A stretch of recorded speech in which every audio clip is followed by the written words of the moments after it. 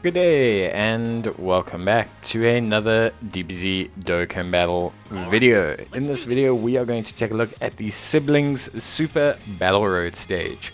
So this is a pretty interesting stage. It's kind of the definition of hit very hard and get hit very hard back. Some of these Siblings Bonds units are rocking some really high attack stats. So we're going to basically just be in a big old DPS race the entire event through. In terms of team build, we've gone with the AGL Tapion, and he's going to link with the Tapion and Minotia strength unit. That's going to be our one pairing. And then on the other rotation, we're going to have the free-to-play Android 18 Future alongside the Android 17 Future. We also have the free-to-play LR Android 17 and 18 floating as a support slash damage dealer. And then we also have, of course, the Siblings Bond Go Bros backing us up. They're going to be the friend lead. We've got them at 100%. And then that's pretty much it in terms of the team build. Now, for the most part, it's actually a pretty fun event. I usually like these type of ones where it's kind of like a risk and reward strategy. Basically, you can get hit very hard, but if you hit them very hard, they go down very quickly. So it helps to prioritize units, to try and dish out as much damage as possible to units, to pick on type advantage and disadvantage, and really just focus on whittling down the opposition as quickly as possible. I usually find that makes these pretty fun and pretty enjoyable. As you can see here, we were just setting up our rotation still, so we are going to have to be a little bit careful and expend some items, make sure that we are sitting in a very good spot.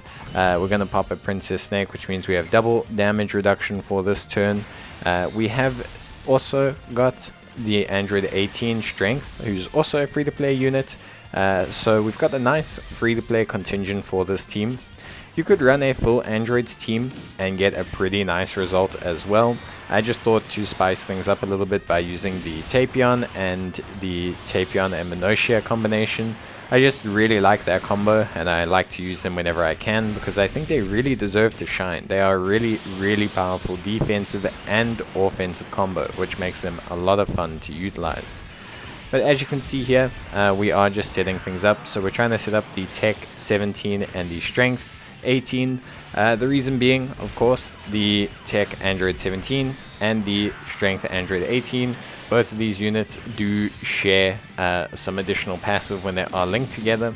So Android 17, when he is in the same rotation as Android 18 Future, he will gain obviously an extra attack and defense of 70%, which we're going to need, but he also gets a medium chance of a critical hit, which is going to help with DPS. Android 18 is going to link with him, and then she will gain a medium chance of evasion, which will help us defensively, and also gains her attack and defense as well.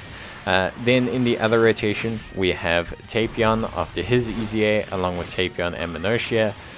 Pretty powerful units. So Tapion, really good after his EZA. Super duper powerful unit. Became very strong defensively. Obviously, attack and defense of 120%. He also just reduces damage received by 50%, which is really good. He gains an additional attack of 80% when he falls below the 50% health threshold. But just a very powerful unit. Also lowers attack and damage. Attack and defense, which a lot of our units do, which we're going to utilize to kind of control the battlefield a little bit. This LR, Android 17 and 18, lower attack and defense. We're going to use the lowering of attack and defense on Tapion, and we're going to use the lowering of attack and defense on the Strength Android 18 to try and control things. Then we've got the Tapion and Minotia. They have attack and defense of 130% and also buff Siblings Bond category allies by 2 key and attack and defense of 20%. They also have a medium chance of launching an additional super when they hit their 18 key, and they reduce damage received by 13% with each super attack they perform. So after they sit in that second slot, they're also going to be very strong defensively, which is really great, and really helps us out overall. Their 12 key also lowers enemy attack and defense as well, so we're going to be utilizing that as well. So as you can see, once the combo is put together of the Android 17 and 18, we're going to have a very, very tasty little combination that's going to work very, very well together. They're dishing out some really good damage. You can see Android 17 here absolutely popping off. He's pretty much eliminated one enemy completely, which is great. Obviously he had type advantage, but the crits are really what got it done, so that's really, really awesome stuff by Android 17. And it's always good when that happens. You can then almost fully eliminate another unit with the LR 17 and 18 with the amount of damage that they do. So yeah, like I said, it's just a very, very good little combination of units. They work really well, and for free-to-play units, they do a lot of great stuff. You know, they like really just allow us to facilitate the team. The team works great.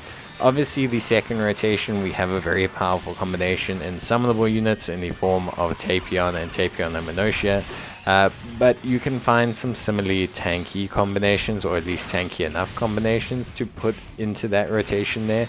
But you can build this team a variety of ways. Siblings Bond is one of those categories that has multiple little, like, you know, how do you say, nuances in team build. You can kind of go for a more Android centric one, you can go for a more siblings bond of Goten and Gohan focused, you can go for a mixture of Goten, Gohan and androids, or you can throw in the Tapion and Minotia units as well.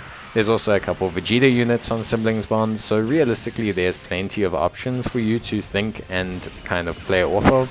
It's just going to depend on what units you have in your box and how you realistically want to utilize them best. Once you figure that out, then everything will be good to go and you shouldn't really struggle so much. Overall, I think this was a good SBR. I don't think it was necessarily difficult.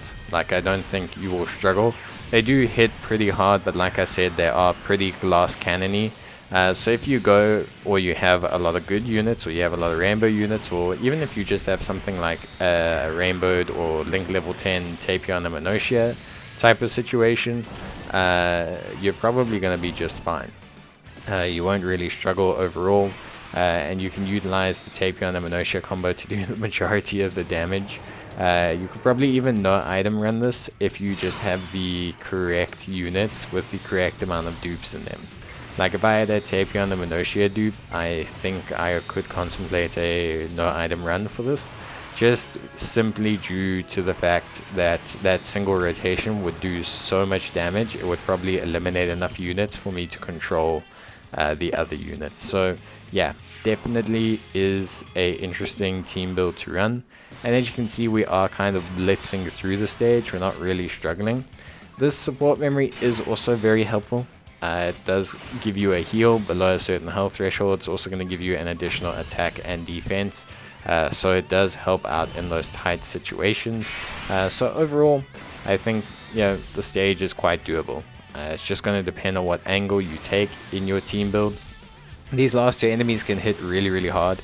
For example, I had 250k defense. And Piccolo hit me for 596,000 on a type neutral when I didn't use an item. So they are hitting really hard. I mean, Piccolo is firing a bomb super attack. Like, he's firing a huge super attack. So, like, you do just need to be aware of how much damage they can do. As you can see, I have no int units here, so that was just raw. That was just raw damage. So yeah, it is something that you do need to be aware of. Obviously, if you use items, you will be more than fine. Otherwise, you're going to need to rely on some evasion or damage reduction, because the units do just hit a little bit too hard for most normal units to kind of stack in or come into this event raw, so to say. But as you can see, again, Android 17 doing some delicious damage to that Goku there. Really, really just damaging him a ton. And really, basically, his critting and his like double and triple supering is such a great amount of damage once he's linked up with the Android 18, that even though he's not building it up hugely, he's looking really, really solid overall, and is doing some really good work. Like, he's doing some really great DPS, and yeah, I'm just very impressed with that combination. I think they're doing a good workload for us, and they're completely free to play, which is something really, really awesome. and not really something you get to see all the time. Like, it's always cool when you can use a fully free-to-play rotation, and there's actually a lot of free-to-play units in this team build as is, so it is really cool. It's really, really cool. So yeah, but I think for the most part, like, you're not going to struggle too much. As you can see, we're just kind of attack lowering units, just trying to keep like good control of the situation, trying to attack lower them, trying to just keep like everything under control. The Gobros are a great damage dealing floater. They're not defensively sound enough, but they do definitely like provide us with a lot of good DPS. Like, especially a rainbow friend one will do a lot of DPS. They can, on the right conditions, if you get them enough orbs, they can one-shot a unit almost from the get-go. Like, their active skill also is quite helpful if you do get it or you do need it. So they are very nice units to bring along. I like to have a combination of them and Tapion and Minotia, but if you had to choose between either as a friend lead, I would definitely take Tapion and Minotia, especially if you have AGL Tapion. But even if you don't, I think just overall they are the better pick. They bring support, they bring attack lowering and defense lowering, and they have a much higher level of tankiness comparatively to, you know, like, how do I say, to like the Gobros. They just have damage reduction, which helps them out a lot more. They just do a lot more. So yeah, I think for the most part they are the better option. But it will be up to you, and obviously depending on what team you're running. Obviously, preferably you have the AGL Tapion if you are going to run them. But yeah, but that's going to be it. So very nice, quick success, very good stage, and yeah. But if you enjoyed the video, leave a like on it. It always really helps me out, and it's really cool to see. And if you have any queries or any like ideas regarding team build, you can definitely leave it in the comments down below, or maybe you just want to give your experience on the stage as well. I always like to hear that, and that's always nice for me to see. But that's it from me, guys. Take care, stay safe, and I'll see you in the next video. So until then, bye.